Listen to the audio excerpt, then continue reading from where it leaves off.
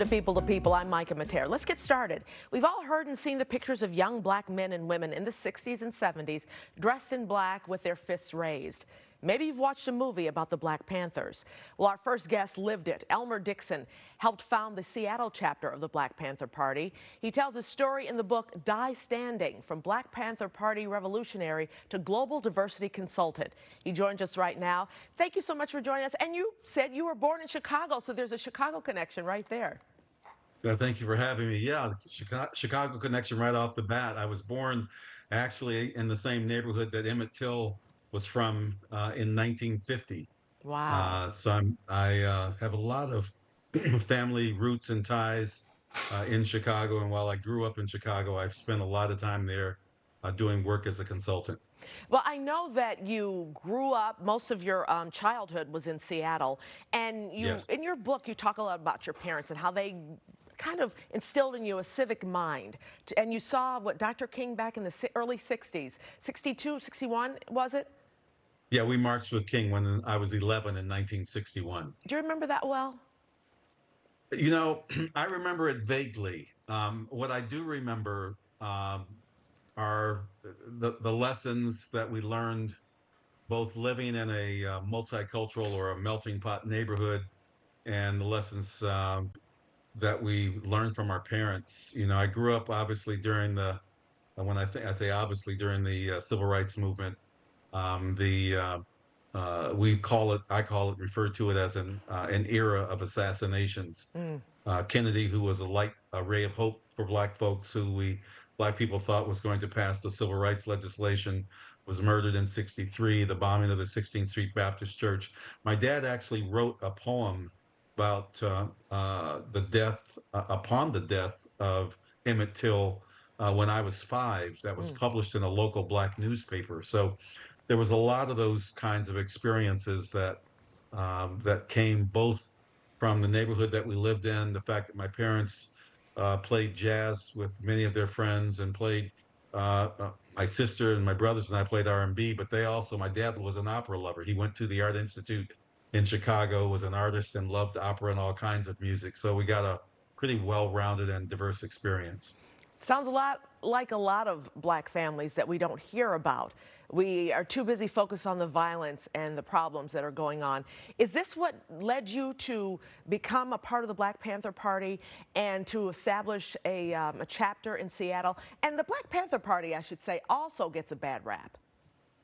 The Black Panther Party has always been has gotten a bad rap, and that's on purpose to malign who we were, to demonize us because they didn't want the word to get out.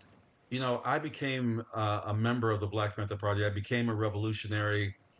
I don't want to say by accident. You know, all of these things that we experienced growing up, we weren't aware. I wasn't aware of how they were influencing me. It wasn't until Stokely Carmichael, the national spokesperson for SNCC, came to Seattle in 1967, spoke at a rally and told us that Black people didn't love themselves. That's why they didn't have freedom. And that was the really the beginning of the I'm Black and I'm beautiful and the Black Power movement that was starting to build in this country. And immediately kind of changed the way I looked. You Mhm. know, grew an afro. I joined SNCC, became a co-chair, and then several months later, we were attending. We actually started the first high school Black Student Union at my high school in Seattle, at Garfield High School. Months later, we traveled to Oakland, actually to San Francisco State University, to attend the West Coast Conference of Black Student Unions. And this was days after King was assassinated. In fact, I was in juvie.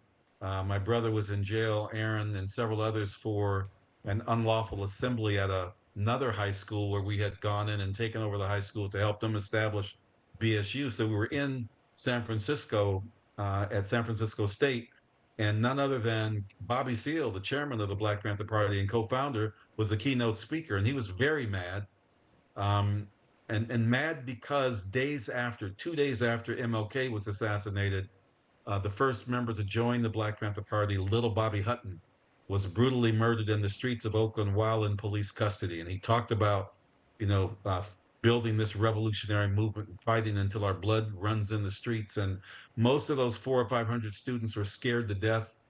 My brother and I and a few others made a beeline for Chairman Bobby and told him we wanted to start a chapter of the Black Panther Party. And that That was the was a very beginning for pivotal you. moment. That was the beginning, yes. Talk to us quickly, because that 8 minutes we had is gone by very quickly. I could talk to you all day. But talk quickly about how that should be transferred into the way things are today. I mean, there's nothing like the Black Panther Party. There's Black Lives Matter, but there's so much violence and so many bad actors right now.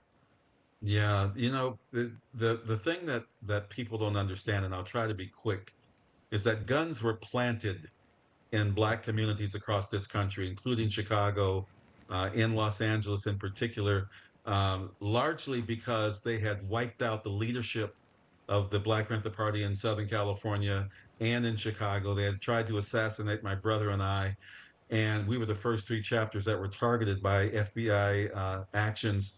And when that void occurred, particularly in those cities and other large cities, while the community was being flooded with drugs, also being flooded with guns illegally, just left in the middle of the rail yards in Black communities across this country. They armed these young Black and brown people and really ignited the gang wars that we see today. And people don't understand that history. This was not by accident.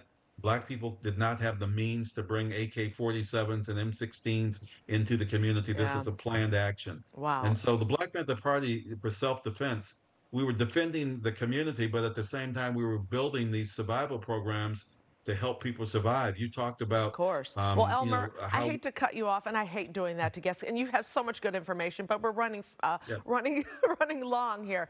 I I'd like to understand. sit down and talk with you again. Very good stuff. If you want to learn more, get his book. It's Die Standing: From Black Panther Revolutionary to Global Diversity Consultant, and it's available on Amazon. And you can learn more about the work Elmer Dixon is doing at executivediversity.com. Thank you, Elmer. Be safe. Be well. Thank you. Be well.